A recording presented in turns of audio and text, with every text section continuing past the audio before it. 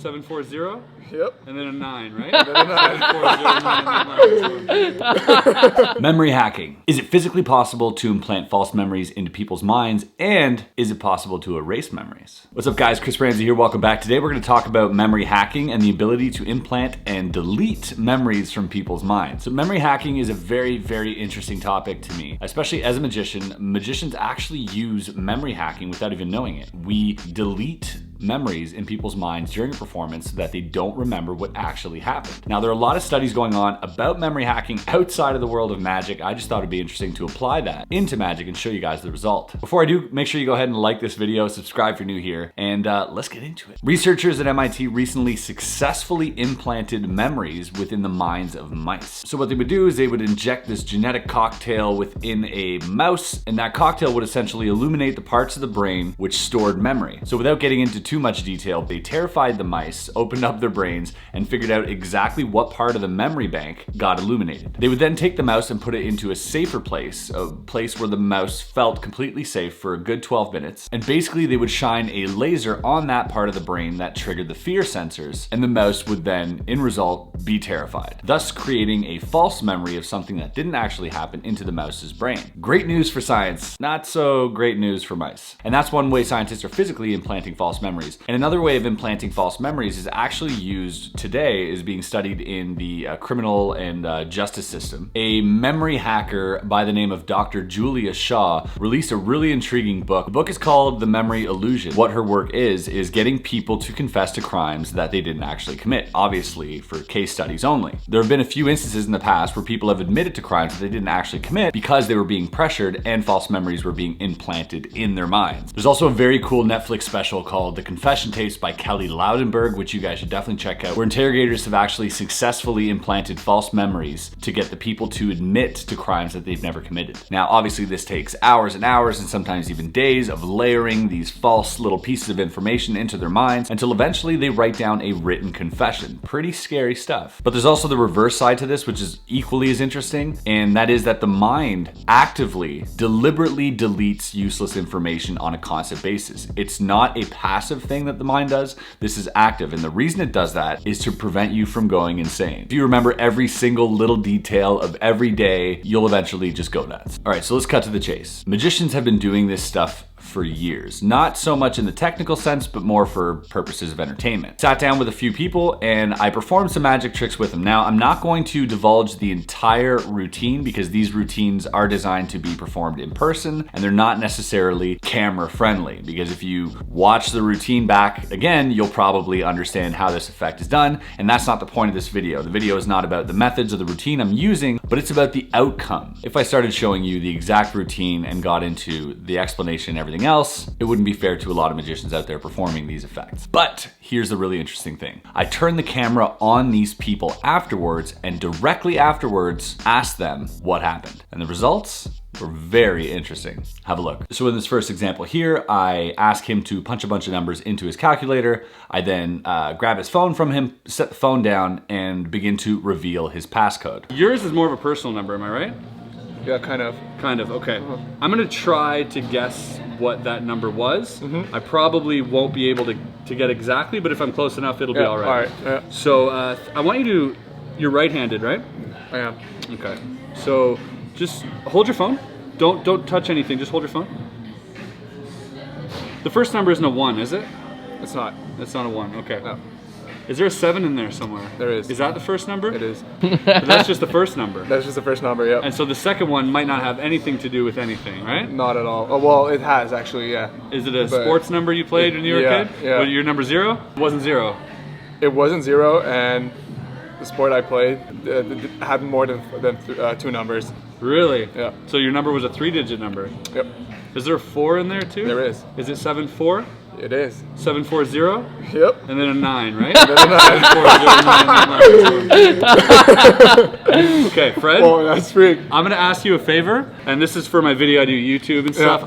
I want you to tell the camera, try to remember exactly what happened, and just tell the camera what happened right now. So you asked me to open my calculator. It was 4 digits after that? 4 p.m. And then I think it was 4 random digits. I put my the year I was born, a few other numbers, and then it ended up being what was 13,000 something. He has the rest. And I guess the rest. Yeah, the passcode. Did I touch your phone during the guessing? You didn't touch anything. I didn't touch anything at all. And you just threw the 13,000 away. So right. So I didn't. So once you put the number in, I didn't touch the phone. Yeah. It was here the whole time, Yeah. and I figured it out. Right. Yeah. All right. Thanks so much, man. Thank you for your time. That's really cool. Yes, thank you. Merci. Notice that he doesn't remember me holding his phone at all.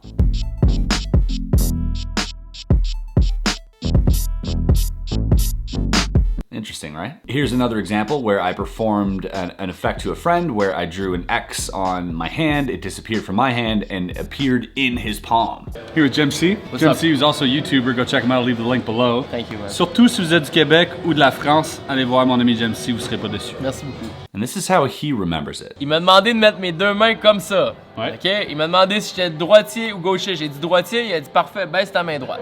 Il se fait un X dans la paume de la main avec ce Sharpie-là. Il efface son X, il l'aspire, il souffle sur ma main, puis le X est apparu dans le dedans de ma main. Tu m'as pas touché. Ok, parfait. Non, mais sais-tu, j'étais chaud hier, aussi, puis je me suis fait un X, puis t'as vu ça, puis tu t'es dit.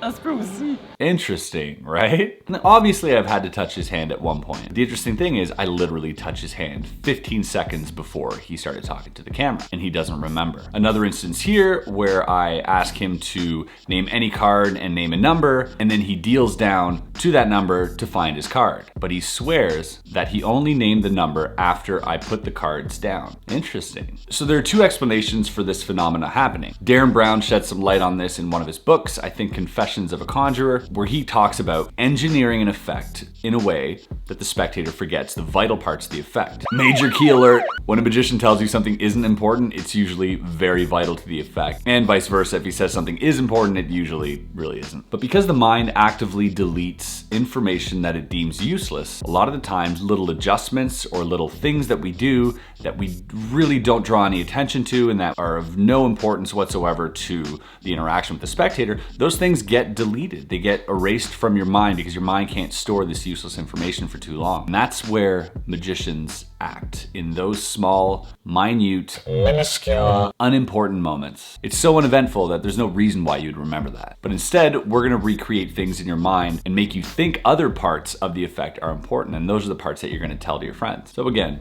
reason one, our mind deletes useless information. So if we can navigate the magic in those small pockets of unimportant information, then a lot of the magic is gonna happen in their head. And reason two, people will always exaggerate the effect when telling it to their friends. Now as a magician, I witness this day in and day out when I perform. 10 minutes later, I'll see somebody I perform for and they'll be telling someone else. They'll embellish and lie and exaggerate and make it just so extravagant and crazy. And I know for a fact that that's not what happened. So either he remembered it differently, or people don't want to seem like they were easily fooled, so they'll add layers to it. Layers. He floated off the ground 2 feet, even though it was like, yeah, but I'm sure there was wires or something. No, I checked for wires. You never check for wires. And the other reason is simply that astonishment is not something you can verbalize. I can't explain to you in words what my astonishment felt like. So to bring you into that moment that I felt the astonishment, unless I show you that exact magic effect, I can only tell you what went on. And if I tell you what actually went on, your reaction might not be as incredible. So I want you to feel that incredible reaction that I felt, so I'm gonna create these layers of impossibility to sort of bring you into the world that I felt. And it's just a subconscious thing, it's not an actual thing that people are lying to people on purpose. They're doing it because they want them to feel what they felt, and they're embellishing little things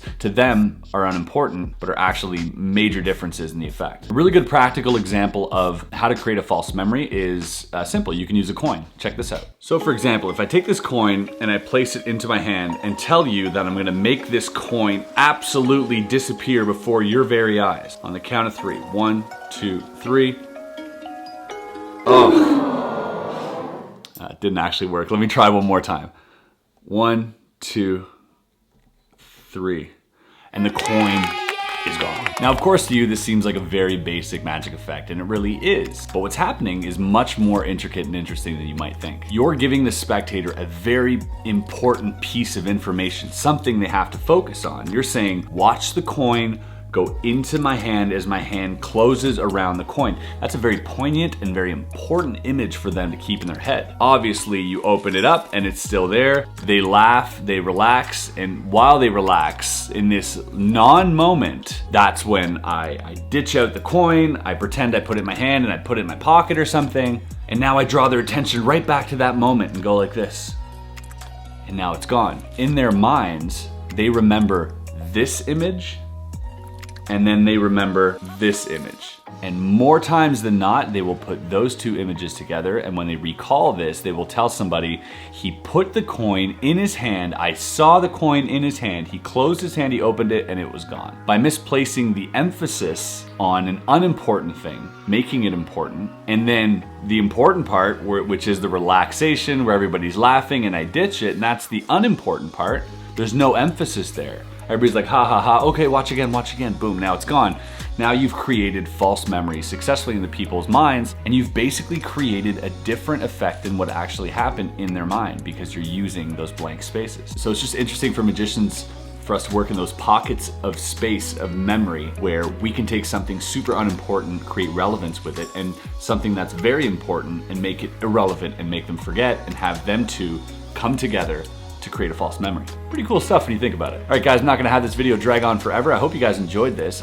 This is something that fascinates me to no end. Again, I'll leave the link to this book below. I have not ordered it. I'm going to order it, so I can't actually give you a detailed review about it, but I assure you I'm gonna read it, and if you guys are interested, go ahead and pick it up for yourself. And go out and try some of these experiments. Go out, perform magic, and straight after you're done, or wait 5 minutes, and then ask them what happened exactly in detail, and you'll be astonished by how they retell what happened. Also, let me know in the comments below if this is something that's ever happened to you. Guys, thanks again for watching this video. Go ahead and hit the like button if you enjoy my content, subscribe if you're new here, and we'll see you on the next video.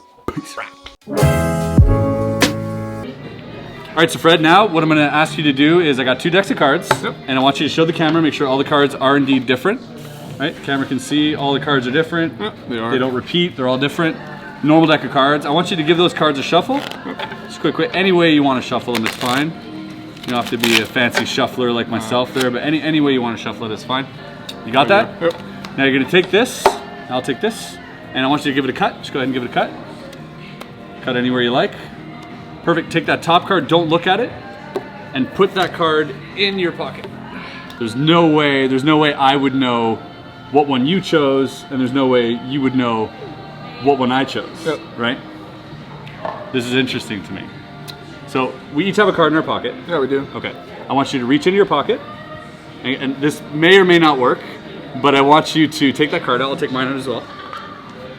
And for the first time, and again, this might not work, but I took the Jack of Spades. Which one do you have? I did too.